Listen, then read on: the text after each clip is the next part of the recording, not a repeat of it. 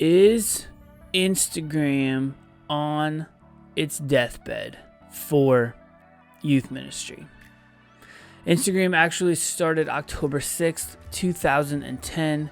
I became a youth pastor in January of 2011, and so I became a youth pastor essentially within 2 or 3 months of Instagram beginning. And so years ago when I started in youth ministry, Instagram was a platform that I was implementing and bringing into the fold and framework, right? Coming off of kind of the Facebook era into the now Instagram era, and that became a platform that I really doubled down and leaned in on. Instagram versus TikTok versus YouTube is actually a topic that we've explored. It's linked right here on screen or down in the show notes if you are listening in a podcast catcher. But slowly over time, the key social network my students were using was Instagram. And so I remember in the first couple of churches I worked in, I launched and started an Instagram Instagram social media account, and gained a following. But then as it does, and as it always seems to happen, and grew in more and more popularity, which is a good thing for the app and the creators of the app, slowly that meant more and more adults began to infiltrate and adopt the app, which then made it less and less interesting to teenagers because it wasn't the new thing on the streets that their parents were not a part of. And so just like the meteoric rise of TikTok during the pandemic, which was once an app for teenagers in order for them to lip sync and to dance, has now become an all-out news source complete with ads and sports analysis and anything else that you might possibly want to find on TikTok. And this Instagram thing now, it's no longer this undercover app, it's a mainstream app. It was purchased by Facebook and owned now under the Meta umbrella, and so it doesn't carry the same cachet that it once did when I first started as a youth pastor. One of the reasons I'm even asking this question is I, as a youth pastor in my last 2 stints in student ministry, have recently noticed that when I started,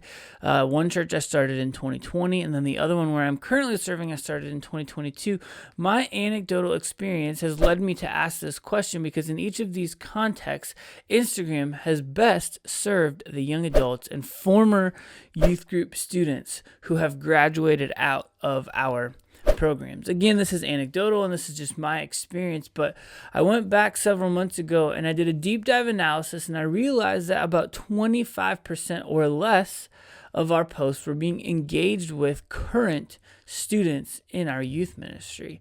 So there are still students in our youth ministry using it, and your percentages may be different and may be varied, but I was noticing that it was a lot of leaders and it was a lot of parents, which led me to this question: is Instagram for youth ministry dead? Well, let's explore it.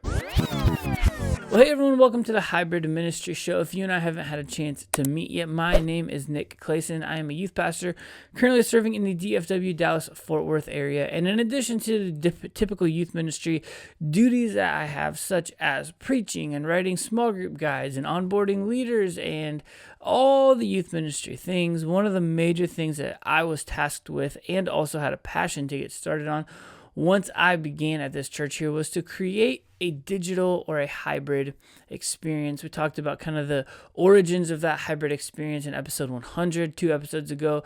Go back and check that out, or head to hybridministry.xyz/100. But we are talking about, is Instagram dead? So I'd be curious, a little bit of like data and research here. Give me a like if you use Instagram exclusively in your social media, and then if not, give me a subscribe if you use any other social media platform, including Instagram, but also beyond Instagram. And hey, either way, hit the bell because we have some really cool things in store on this channel and coming up ahead on YouTube and on this podcast. But according to Pew Research, Instagram was in 2014, Instagram was up to about 52% of a usage rate among teenagers. Fast forward to 2022, that usage rate went from 52% all the way up to 62%.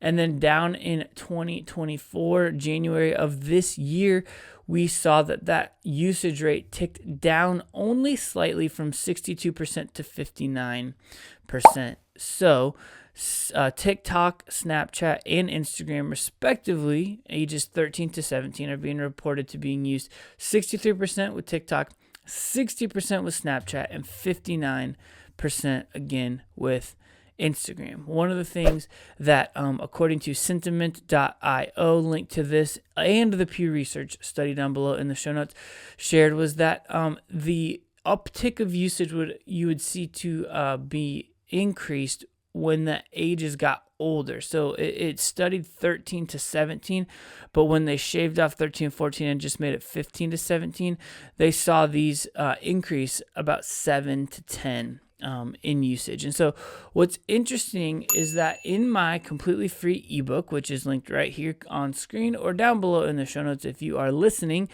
is I recommend that we use digital and social media to our advantage. And one of the good things about it is that regardless of which platform you're on, all 4 of the main social media platforms right now, and by 4 I mean Facebook, Instagram, TikTok, and YouTube, offer the same type of content. When I started in 2011 and beyond, posts were different. Facebook had like a widescreen based post. Instagram had a square based post. YouTube was only for videos. TikTok didn't even exist. But then in 2020, when TikTok burst onto the scene, it implemented and ushered in this new type of medium, which is short form vertical video. We saw quickly after that Reels was adopted in both Instagram and Facebook, and YouTube also brought along Shorts. And so now all of those platforms are using those mediums. And so if you have a camera, which by the way you do because it is in your pocket on your cell phone, you can create short form vertical based video. I recommend that you start with pre-filming your messages in a long form widescreen version, and then you clip those up for social media. And then I also recommend that you supplement some of your content with some fun and engaging social media content with your students and or leaders. I mean, just like right here on screen, if you're watching on YouTube, some of these most recent performing YouTube shorts are incredible, and they are just with our students. We film them before or after youth group, and we just do silly fun challenges with them, and they get incredible amounts of views. And so the good news is that what is being used and what is best available in your context is that you can do your context and you can do what works. If all of your students are on Instagram, then by all means continue to use Instagram. But if you are starting fresh, I may offer and I may recommend something slightly different based on at least the national study and some of the national trends. But here's the good news is that every single church, every single context is different. What I do know that's not different is that teenagers are speaking a digital language, whether they have unfettered and unfiltered social media access on their cell phones or whether they are just used to seeing things done via video, which is why right now I am offering 3 slots of free coaching. If you're interested in taking me up on that, hit the link in the ebook or the link down below in the show notes, and I would be happy to begin a discussion with you about what that looks like and how we can get you up and to begin hybridizing your ministry. Okay, so let's look ahead. If you're completely brand new and you don't already have some sort of established Instagram following and you're looking to start right now, well, then here's what I recommend, which we outlined and explained all in our most recent playlist, YouTube for Youth Ministry, which is linked down below in the show notes. But I recommend YouTube. All right, check out what Pew Research said. This is a survey done by adults and for adults, but it said YouTube by and large is the most widely used online platform measured in our survey. It roughly 8 in 10 US adults report to ever using the video-based platform.